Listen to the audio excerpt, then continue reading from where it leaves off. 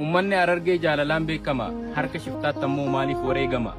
Uummata kana bulchaa irraa usuun fafaa, osoo ilmaan eeguut abbaan karatti hafaa. Abbaan ilmaan isaa jiraachisuuf jee karaan nagaa jee gaafa manaa ba'e, gaafa akka tasaa karaa irra kufu, akka tasaa teessi yeroo achiin hafu. Ilmaan abbaa malee dirratti akka nafne, qaamni biyya bulchu akka nurraa useen fi sallifnu.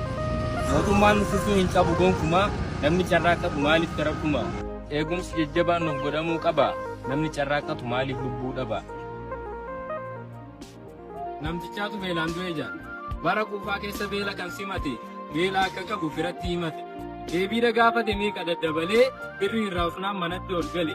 Guyyaa baay'een dabre halkan ciniinsuudhaan, lubbuun isaas baate beelaa fi deebuudhaan, yeroo kana birri walitti qabamee, lafti awwaalchaatis yeroodhaan qotamee, qarshiin sadduuqichas guruu kaffalamee, awwaalcha isaatiif horiidhaa qalame.